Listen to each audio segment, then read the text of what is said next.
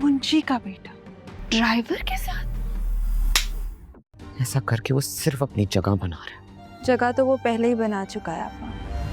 रिया अस्मा की बहन है, माजी से सीखो कबीर।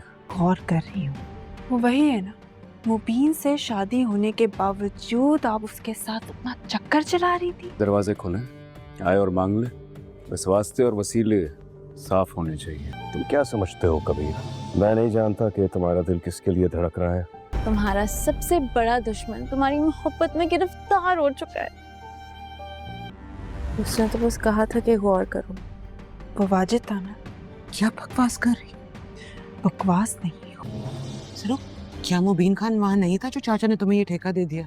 कबीर था, और अपने हाल में वो गलती मत दोहराओ। कबीर लगता है उसने जानबूझ के ठेका छोड़ दिया मेरे लिए। नाजरीन, ड्रामा सीरियल मन मस्त मलंग की आने वाली एपिसोड बहुत ज़्यादा इंटरेस्टिंग बनने वाली है। नेक्स्ट एपिसोड में आप देखने वाले हैं। और मुबीन खान को भी ये बात मालूम हो चुकी है, कबीर ने जानबूझ के वो ठेका छोड़ दिया है और वो ठेका सिकंदर खान के पास चला गया है। मुबीन खान ये बात बहुत ही अच्छे तरीके से जानता है, ये सब कुछ कबीर किसी और के नहीं बल्कि रिया के लिए ही कर रहा है। और कबीर जैसे ही घर वापस आएगा तो मुबीन उसे बात करने के लिए बुलाएगा और मुबीन उसे कहेगा, मैं ये बात बहुत ही अच्छे तरीके से जानता हूँ, तुम्हारा दिल किसी और के लिए नहीं बल्कि रिया के लिए धड़कता है, लेकिन मैं तुम्हें ये बात बताना चाहता हूँ, तुम बहुत बड़ी गलती करने जा रहे हो। तुम्हें ये बात बहुत ही अच्छे तरीके से मालूम है, रिया कोई और नहीं बल्कि आसमां की ही बहन है। तुम्हें मेरे माजी से ये सबक हासिल करना चाहिए, उनके खून में ज़रा भी वफ़ादारी नहीं है।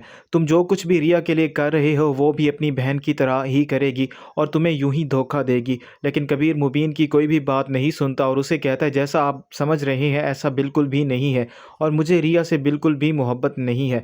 तो मुबीन खान ये बात जान जाएगा कबीर उसके सामने झूठ बोल रहा है और रिया के सामने बहुत बड़ी हकीकत खुलने वाली है। रिया जैसे ही घर वापस आएगी, घर पर कोई भी मौजूद ना होने की वजह से वाजिद भी घर आया हुआ होता है और रिया वाजिद को और आसमा को बात करते हुए देख लेती है। आसमा मुस्कुरा कर वाजिद से बात कर रही होती है और रिया जैसे ही रूम में आएगी, वाजिद और आसमा की हवाइयाँ उड़ जाएंगी, उनके पाँव तले से ज़मीन निकल जाएगी, क्योंकि रिया ने ये देख लिया होता है वाजिद आसमा का हाथ पकड़ने की कोशिश कर रहा होता है और रिया को ये बात मालूम हो जाती है ये सारा किया धरा किसी और का नहीं बल्कि आसमा का ही है। और वाजिद के वहाँ से चले जाने के बाद रिया को बहुत ज़्यादा गुस्सा आ रहा होगा और वो अपनी बहन से बात करने के लिए जाएगी और उसे कहेगी, आज मुझे सारी हकीकत मालूम हो गई है, मुबीन का इसमें कोई भी कसूर नहीं था, आपने एक मुंशी और ड्राइवर से चक्कर चलाया है और उसी की वजह से आपने मुबीन से डिवोर्स भी ली है।